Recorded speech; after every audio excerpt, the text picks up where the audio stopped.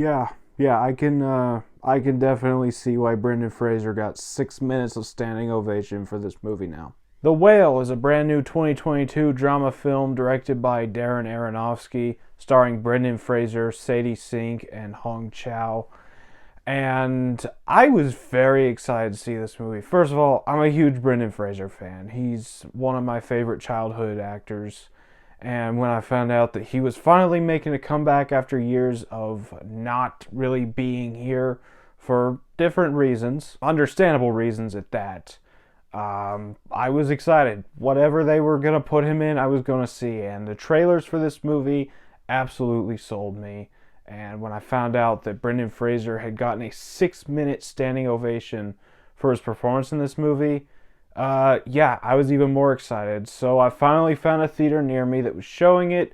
So here is my review for The Whale. And starting off with the good, I'm going to just get this out of the way. I absolutely loved this movie. So first things first, let's address the obvious best part of this movie, and that is Brendan Fraser in this movie.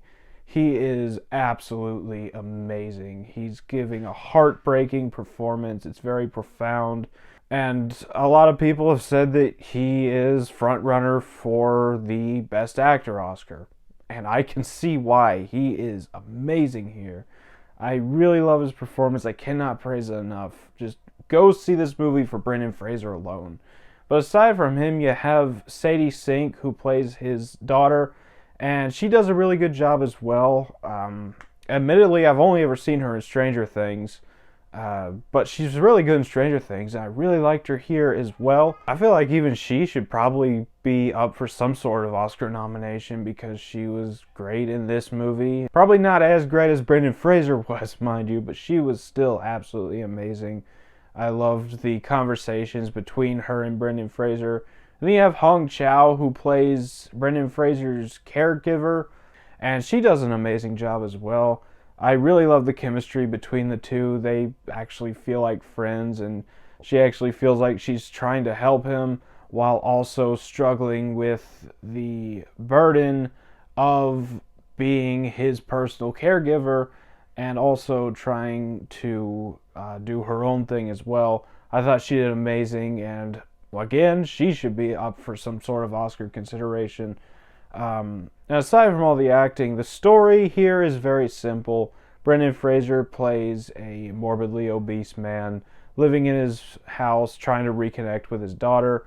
And it's that. It's very simple. It's very to the point. It's 2 hours, so you get a good personal look at the life of this character that Brendan Fraser is playing. And before I go any further, yes, I am aware of the problematic material and the problems people have with this movie.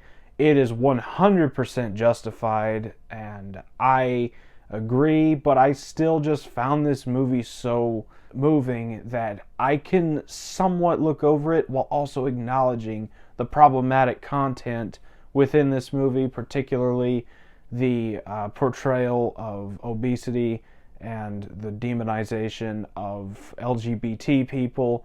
But I still really enjoyed this movie. The soundscape is terrific. Aside from one thing I'm gonna nitpick in a while, but like I said, story's great. Emotions are off the chart. They are insane. This is one of the only 3 movies that made me cry this year. The other 2 being Clerks 3 and Till, which I have not reviewed Till for that reason alone. Also, I feel like the runtime, it was just right. It wasn't too long, and it wasn't too short to where it leaves loose ends. It really ties up all the loose ends within this movie, and it ends on a really down note, but it's honestly an ending that I feel was effective in the way it was executed. And it's mainly due to Darren Aronofsky as a director, because he's one of those directors who always knows how to get the perfect amount of emotion into each movie he does. Aside from Noah, that movie does not count as an Aronofsky film. I feel like that was a studio mandated hack job. Or if it was a movie that Aronofsky himself wrote and did himself. I don't know. I just didn't like Noah. But between this, Requiem for a Dream, The Wrestler, he's just an absolutely profound director. He makes really great films, and he knows how to get emotions out of an actor and the audience. And aside from all that, that's about all for the good. Let's go on to the bad. And like I mentioned before, I'm aware of all the problematic content, but I had enough enjoyment to overlook that. My main issue with this movie comes with some of the sound design. When Brendan Fraser's character eats, for some reason, I don't know what artistic value it had to it, they decided to amplify the chewing sounds. And that's just a personal pet peeve. I have never liked listening to people chew. And I didn't really like hearing it in the movie either, but that's about all for the bad. On to the final thoughts. The Whale is amazing. Plain and simple. Brendan Fraser's going to win an Oscar for this movie. The Whale is a very heartbreaking, profound film that I feel like everybody should see at least once, and I'm going to give it a 10 out of 10. So that was my review for The Whale. Have you seen this movie? Let me know down in the comments what you thought about it if you have seen it.